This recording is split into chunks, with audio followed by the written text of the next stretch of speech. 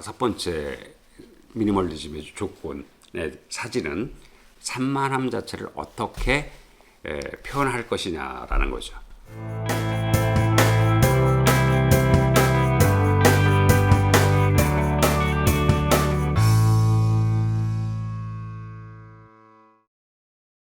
그러니까 미니멀리즘 사진은 이렇게 불필요한 걸 없앤다라고 얘기를 했잖아요. 그럼 이제 산만하지 않은 사진을 어떻게 찍을 것이냐. 이게 이제 기본적으로 여러분들이 신경을 쓰셔야 될 요소인데요. 그러니까 결국 촬영 구성 자체에서 표현을 못한다. 그러면 이제 후반에 이렇게 작업해야지 하는 것까지도 고민을 하셔야 된다는 얘기예요. 그래서 제 사진을 여러분들이 보시면 두 가지 사진이 있습니다. 쿠바의 거리에서 찍은 사진인데 하나는 그냥 넓게 툭 찍어놓은 거예요. 넓게 붉은 불일 때 넓게 딱 찍어놨는데 하나는 이쪽 앞에 있는 전경을 다 제하고 가로등 밑에 있는 사람, 저 신호등 밑에 있는 사람과 저 뒤에 있는 체게바라의 모습을 툭 찍은 거죠. 그러면 어느 거에 더 간결해 보이느냐라는 부분이에요. 그래서 여러분들이 기본적으로 이제 이렇게 산만한 요소를 없애는 프레이밍 구성을 하는 것 자체가 물론 미니멀리즘 사진에서는 되게 중요한 부분인데 그 이외의 다양한 부분에서도 다양한 사진 촬영에서도 많이 강조되는 부분이기 때문에 여러분들도 많은 관심 또는 신경을 쓰셔야 되는 부분이에요. 카메라를 들고 프레임을 들여다본다 이럴 때 가장 먼저 여러분들이 고민하시는 건 뭐냐, 이 촬영하는 게 아니에요. 창조해내는 거예요. 여러분들 사진 촬영을 갖다가 단순하게 셔터를 눌러서 찍는다라고 생각하시는 건 오산이고요. 카메라를 든 사람이 공간 자체를 어떤 식으로 표현해서 새로운 내가 보여주고자 하는 무엇인가를 새롭게 창조해내는 작업이기 때문에 우리가 그냥 셔터를 누른다, 찍는다 이런 말보다는 카메라를 들고 내가 표현하고자 하는 내용의 창조물을 만든다 이렇게 생각하시는 게 좀 좋으실 것 같아요. 그래서 이제 제가 이제 고비 사명에서 찍은 사진을 한 장 보여드리면 저것도 전체적으로 미니멀리즘 사진 중에 한 가지죠. 모래바람이 불고 있는데 그 정상에 서 있는 사람들이 이 모래바람에 고개를 돌리고 있는 모습이죠. 이렇게 이제 단순한 형태로 어떻게 보여줄 것이냐, 이건 여러분들이 좀 고민을 하셔야 되는 부분이고요. 단순하게 찍기 위해서 무조건 크게만 찍는다, 이게 크게만 찍어준다 그래가지고 단순해지는 건 아니죠. 사진은 여러 가지 대상의 요소들이 프레임 내에서 상호작용을 하면서 어떤 특정한 메시지를 전하거나 또는 느낌을 전하는 그런 부분이기 때문에 여러분들이 이제 프레임 내에서 어떻게 하면 이걸 단순하게 표현을 해주면서도 간결하게 표현을 해주면서도 색을 어떻게 쓰고 주제를 어떻게 드러내게 하고 이런 것들을 다 일괄적으로 고민하셔야 되는 부분이라고 볼 수가 있어요.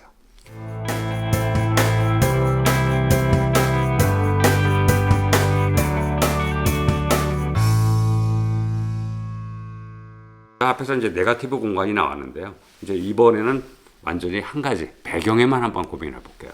이제 배경을 어떻게 해야 되느냐 이거죠. 배경이 미니멀해지면요, 앞에 찍어놓은 대상체가 당연히 돋보이죠. 그래서 이제 미니멀한 부분이라고 볼 수가 있어요. 그래서 야외 같은 경우에는 주로 이제 벽면을 좀 쓰거나 울타리를 좀 찍거나 이러면서 그 앞에 어떤 것들을 집어넣고 찍기도 합니다. 그래서 이제 창작을 하는 사람들 같은 경우에는 되게 다양한 형태로 시도를 좀 많이 하는데 여러분들도 이제 그 배경 자체에 먼저 신경을 저 같은 경우에는 배경을 정해놓고요. 스트리트 포토를 할 때도 배경을 정해놓고 그 앞에 어떤 사람이 걸어갈 때를 기다려요. 그래서 내가 원하는 형태의 의상과 색상, 그러니까 의상이라고 하면 색상이죠. 색상과 배치됐을 때 그리고 어떤 특정 동작이 나왔을 때 샷다를 누른다라고 보실 수가 있어요. 이거와 마찬가지로 기본적으로 이 배경은 되게 중요한 부분이에요. 배경에 어떤 전체적인 퍼즐을 넣고 그 퍼즐에 맞춘 형태의 한 가지 키가 그 앞을 지나가는 자동차일 수도 있고 사람일 수도 있고 자전거일 수도 있다는 얘기죠. 거리 사진인 경우는 그렇고요. 이렇게 이제 꽃 사진인 경우도 뒤를 어떻게 여러 개 흐드러져 있는데 꽃 한 송이 자체를 그 흐드러진 꽃 중에 어떤 꽃을 대표로 보여주고 그 배경을 어떻게 하면 전체적으로 전체 펼쳐 있다라는 느낌만 들게 하고 앞에 있는 꽃을 선명하게, 이럴 때는 이제 우리가 아웃포커싱을 적절하게 잘 사용하면 전체적인 느낌의 꽃 한 송이가 가져주는 강렬한 느낌을 만들어 줄 수도 있죠. 또는 이제 하늘을 배경으로 해서 찍을 수도 있어요, 꽃을. 그래서 좀 낮은 위치에서 찍는 이유가, 우리 꽃사진 많이 찍으시는 분들이 이 엎드려서 찍는다라고 그래서 배 대고 찍는다. 그래서 바닥에 배를 대고 찍는 이유는 그 자체가 전체적인 공간에서 배경이 단순해지기 때문에 그렇다는 얘기죠. 꽃 속에 묻혀 있는 걸 그냥 찍으면 여러 꽃들이 있기 때문에 아까도 말씀드렸지만 피규어 대상체 자체가 배경과 분리되지 않죠. 그래서 어떻게 분리할 것이냐, 이것도 고민하시고요. 이 배경이 너무 화려하면 이 앞에 있는 게 죽지 않을까 이렇게 생각하지 마시고요. 이걸 사용할 수 있어요. 단 이 배경이 아름다운 강렬한 색깔을 가졌는데, 그럼 앞에는 어떻게 하면 이 강렬한 색깔이 묻히지 않을 것이냐. 결국 제가 여기 샘플로 보여준 저게 이제 그 강화도에 있는 사찰에서 찍은 풍경 사진이죠. 풍경 그 종사진인데 저렇게 실루엣으로 찍어놓을 땐 강조가 되죠, 강렬하게. 그래서 찍는 방법은 되게 다양한 형태로, 뭐 소위 그 자리에서 카메라를 든 사람이 무엇을 어떻게 표현해서 창작해낼 것인지를 고민하는 부분을 우리가 이제 촬영이라는 용어를 써서 말씀드리고 있는 거죠. 자, 배경에 대해서 여러분들에게 간단하게 말씀드렸고요.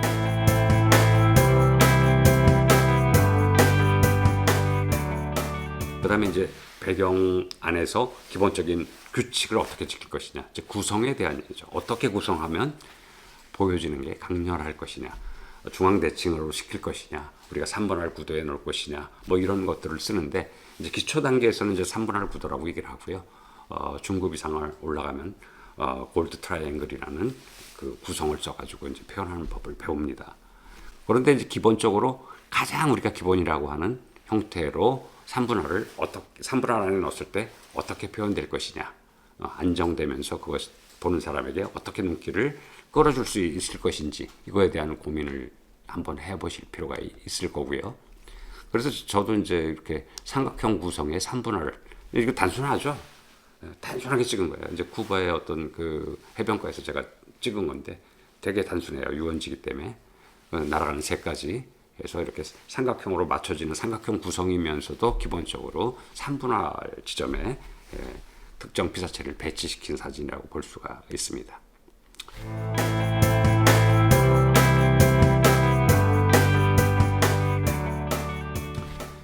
자, 그다음에 이제 7번째로 중요한 부분이 무엇이냐? 이게 이제 질감에 대한 표현입니다. 질감. 그래서 우리가 말하는 이 텍스처 자체가 사진에서 어떻게 도드라지게 할 것이냐, 이거 자체 고민해야 되는데요. 이게 구성적 요소의 하나예요. 그래서 평면인 2D인 사진에 우리가 찍을 때는 어떻게 돼요? 3차원 3D인 사진, 현실을 사진으로 찍어서 2D인 사진에 집어넣고 볼 때는 이 2D가 3D처럼 느껴지도록 하는 것 자체가 기본적인 사진의 표현법이잖아요. 회화에서도 마찬가지로, 그래서 회화에서도 원근감을 어떻게 표현할 것인지 그 고민하는 거와 마찬가지입니다. 그 대신 이 사진의 기본적인 질감 자체, 우리가 만졌을 때 거칠거칠할 것 같아, 매끌매끌할 것 같아, 이건 감정을 불러일으키는 한 가지 중요한 수단이기 때문에 사진에 있어서 되게 중요하고요. 특히 미니멀리즘 사진, 나머지가 다 제외되고 특정한 대상만이 강조됐을 때는 이 질감이 한 가지 역할을 해요. 전체 주제적인 것을 부연해주는 역할, 또는 전체적인 부분에서의 감정을 느끼게끔 하는 역할, 이렇게 이제 질감이라는 부분들이 사용되고 있다는 거 여러분들이 참고하시고요. 이 기본적으로 사진을, 우리가 말하는 사진을, 공간을 잘 가져와서 사진을 잘 촬영하는 사람들, 즉 그런 분들은 이 부분의 빛의 움직임에 의해서 어떤 형태로 질감이 도드라지게 할 것인지 이거 되게 많이 고민하면서 찍는다라는 거 참고로 여러분들도 알아주시고요. 미니멀리즘 사진이 아니더라도 여러분들의 사진에서 질감 표현을 어떻게 할 것이냐.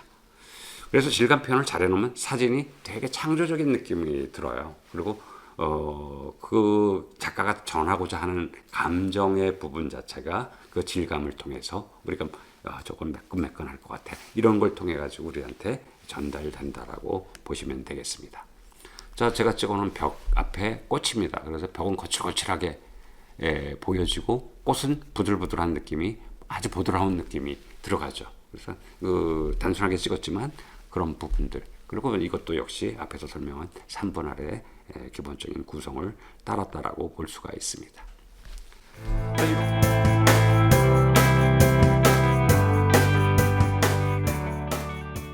자, 이렇게 이제 우리가 구성 요소를 8가지를 배웠고요.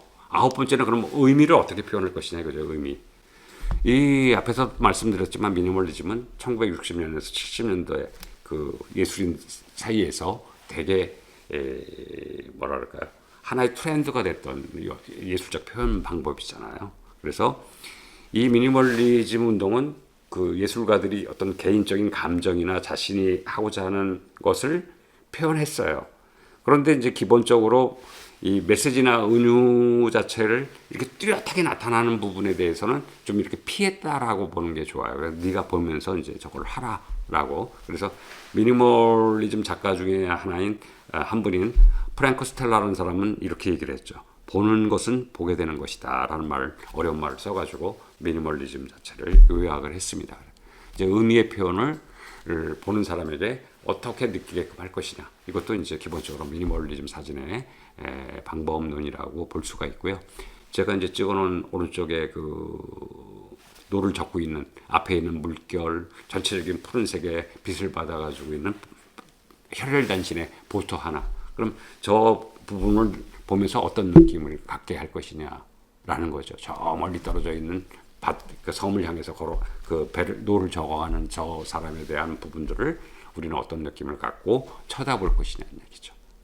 이런 식으로 사진 한 장에 어떤 의미를 여러분들이 담거나 하는 부분인데요. 이제 이런 부분들을 그냥 너무 설명적이지 않게, 미니멀리즘 사진은 이걸 설명적이지 않게 표현하고자 하는 거죠. 그래서 알버트 아인슈타인은 이런 얘기를 했어요. 간단하게 설명할 수 없다면 충분히 이해하지 못하고 찍은 것이다. 이해하지 못한 것이다. 이제 촬영하는 사람의 입장으로 보면 내가 알지 못하고 뭔가 찍어버리게 되는 상황이라고 보시면 돼요. 그래서 물론 이제 제가 다양한 사진들을 좀 보여드리고 있는데 저게 이제 기본적인 미니멀리즘의 사진들이에요. 그래서 미니멀리즘은 여러 가지 사진에 많이 적용이 되고 있습니다.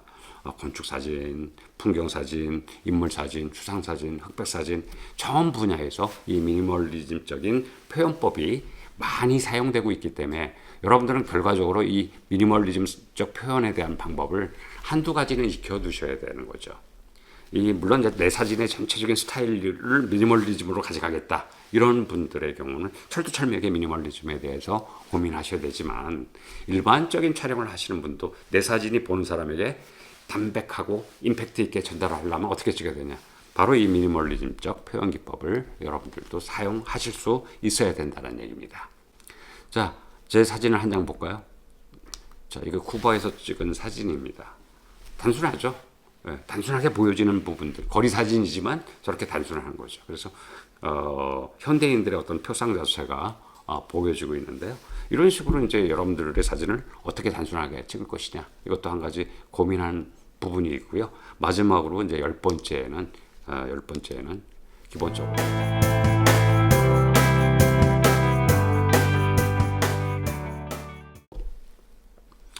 이 크리에이티브에 대한 거예요. 창조적인 부분들을 어떻게 표현할 것이냐. 그래서 제가 말을 찍을 때 저렇게 머리만 찍기도 하고요.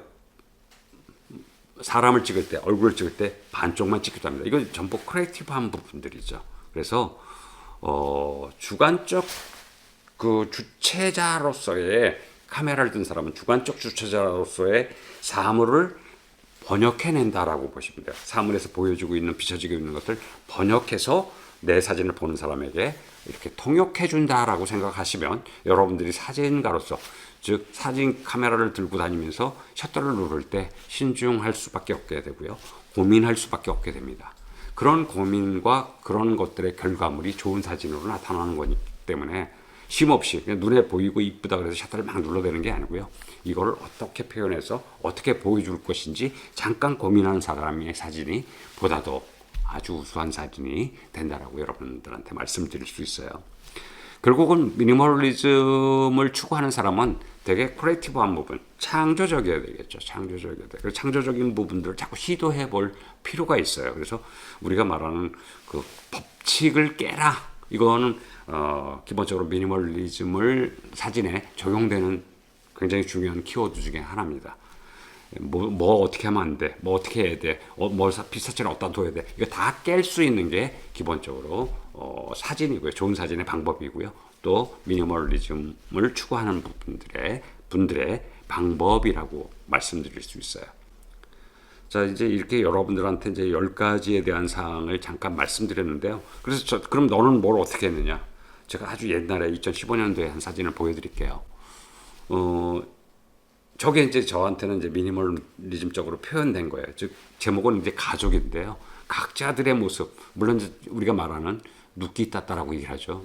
피사체 대상은 한 사람 한 사람 찍어가지고 따가지고 저렇게 앉힌 거죠. 앉힌 거예요. 물론 저게 현실은 아니죠. 현실을 하나 찍고 현실의 실제적인 사진을 찍고 그 위에 사람들을 작은 크기로 해서 얹혀놓은 거예요. 저것도 기본적인 미니멀리즘에 대한 표현법이면서 우리가 보는 사람이 이게 이제 표현됐던 게 제가 이제 예전에 되게 다양한 형태로 저런 테스팅들을 많이 했는데요. 이것도 결과적으로 보면 창조적이다라는 말을 할 수 있다라고 여러분들한테 설명드릴 수 있습니다. 이제 장시간에 걸쳐서 미니멀리즘이라는 게 무엇인지에 대한 설명을 좀 드렸는데요.